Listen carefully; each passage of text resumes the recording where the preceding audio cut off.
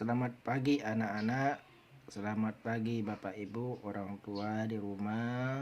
Masih semangatkah belajar secara online-nya ya? Anak-anak, hari ini kita akan melakukan pembelajaran 1 pada subtema 2, buku tema 1 tentang hewan sahabatku. Apakah kamu penyayang hewan? Apa saja manfaat yang diperoleh manusia dari hewan? Bagaimana cara hewan berkembang biak? Ayo kita pelajari. Mari anak-anak kita mengamati. Negara-negara di Asia Tenggara memiliki banyak jenis hewan. Beberapa di antaranya ada yang dijadikan sebagai makanan, simbol negara, atau dijadikan binatang peliharaan. Salah satunya gajah putih dianggap suci oleh beberapa negara di Asia Tenggara seperti Myanmar, Kamboja, dan Thailand. Menjaga gajah putih adalah usaha yang sangat mahal karena pemiliknya harus menyediakan makanan khusus untuk gajah. Indonesia dikaruniai wilayah lautan lebih besar dibandingkan luas daratan.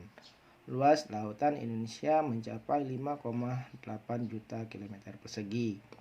Di dalam lautan Indonesia tersimpan potensi perikanan yang cukup besar, salah satunya ikan tuna. Ikan tuna adalah salah satu ikan yang paling banyak dicari negara lain seperti Jepang, Amerika Serikat, dan Uni Eropa. Anak-anak, tahukah kalian burung yang hidup di negara tetangga kita? Yaitu burung takur dahan, hidup di Malaysia. Hewan ini termasuk hewan yang dilindungi oleh negara. Anak-anak, setiap hewan memiliki kemampuan berkembang biak. Dengan berkembang biak, hewan dapat melestarikan jenisnya. Tahukah kamu bagaimana cara hewan berkembang biak? Hewan berkembang biak melalui 3 cara. Yang pertama yaitu ovipar. Hewan yang berkembang biak dengan cara bertelur disebut ovipar. Contohnya ayam, ikan, kura-kura, dan lain-lain. Cara berkembang biak hewan yang kedua adalah vivipar. Selain bertelur, ada juga hewan yang berkembang biak dengan cara melahirkan. Hewan yang berkembang biak dengan cara melahirkan disebut dengan vivipar. Contohnya sapi, kucing, hiu, dan harimau. Dapatkah kamu menyebutkan hewan vivipar lainnya? Kemudian cara berkembang biak hewan yang ketiga adalah ovovivipar. Adakah hewan yang berkembang biak dengan cara bertelur sekaligus melahirkan? Tentu ada. Contohnya adalah ular. Beberapa jenis ular tidak selamanya melahirkan anaknya. Kadang-kadang pada saat mengeluarkan anak-anaknya masih ada anak ular yang terbungkus cangkang telurnya. Perkembangbiakan seperti ini dikatakan bertelur sekaligus beranak atau ovovivipar. Contoh hewan lain adalah buaya, termasuk contoh hewan yang berkembang biak dengan cara ovovivipar. Selanjutnya anak-anak, mari kita lihat kondisi grafis di Asia Tenggara. Potensi ekonomi negara-negara ASEAN. Yang pertama adalah Brunei Darussalam. Negara ini terkenal dengan kekuatan sumber daya alamnya berupa minyak bumi dan gas alam. Brunei menjadi negara di Asia Tenggara yang memiliki pendapatan per kapita tertinggi karena gas alamnya. Negara yang kedua adalah Filipina. Filipina adalah sebuah negara kepulauan yang mata pencahariannya sebagian besar penduduknya adalah di bidang pertanian. Filipina berhasil menjadi salah satu negara di dunia yang dapat membangun dan mengembangkan pertanian dengan baik.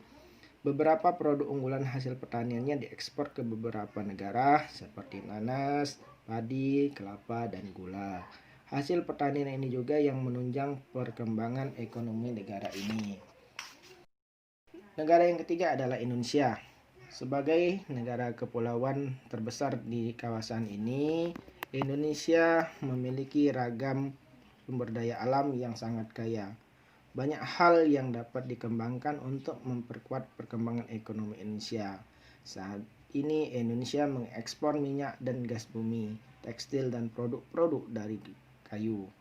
Pertambangan menjadi salah satu pintu masuk para pengusaha mancanegara ke Indonesia.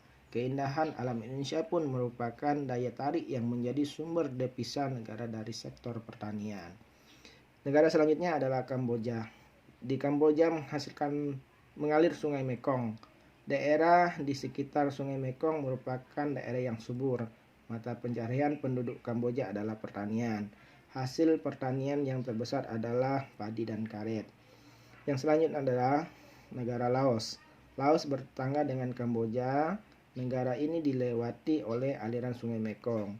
Sama seperti di Kamboja, kegiatan pertanian banyak dilakukan di sepanjang aliran sungai ini.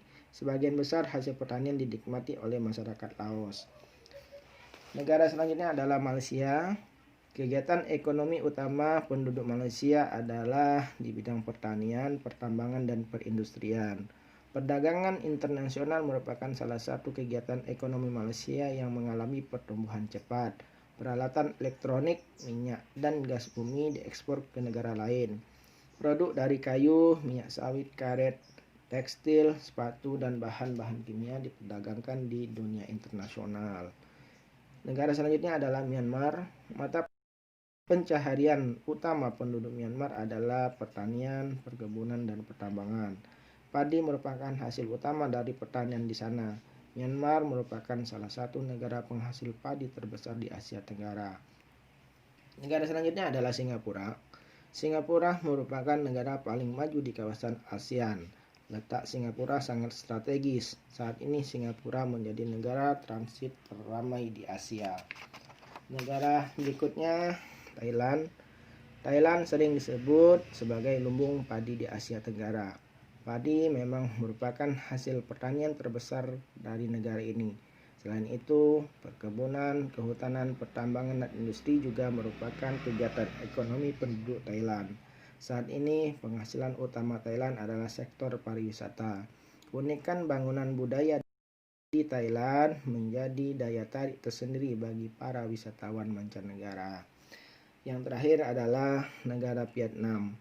Setelah pulih dari perang Vietnam, negara ini mulai berkembang di berbagai sektor perekonomiannya. Pariwisata dan turisme mendukung perkembangan ekonomi. Bidang pendukung lainnya seperti usaha jasa di bidang perhotelan, restoran, serta transportasi juga turut berkembang pesat. Nah, anak-anak, di buku halaman 71 kita melengkapi diagram pen yang disediakan. Bapak akan memberikan 2 contoh negara untuk mengisi diagram pen tersebut, yaitu negara Malaysia dan negara Singapura.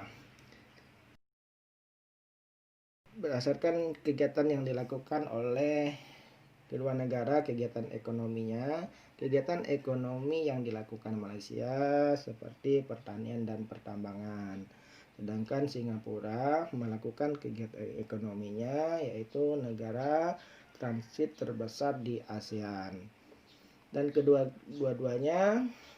negara keduanya melakukan kegiatan ekonomi sama-sama negara industri.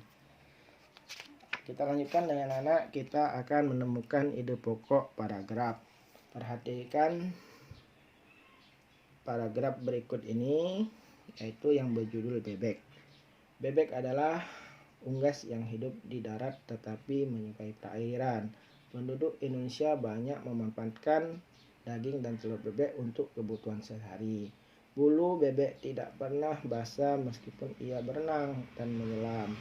Hal itu bulunya memiliki kelenjar minyak. Lapisan minyak berguna untuk membuat suhu tubuh bebek tetap hangat di malam hari.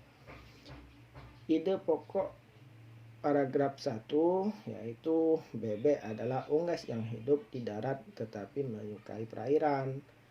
Sedangkan di paragraf 2 kita akan menemukan ide pokoknya, bulu bebek tidak pernah basah meskipun ia berenang dan menyelam. Demikianlah pembahasan kita hari ini. pada pembelajaran 1 subtema 2 pada tema 1.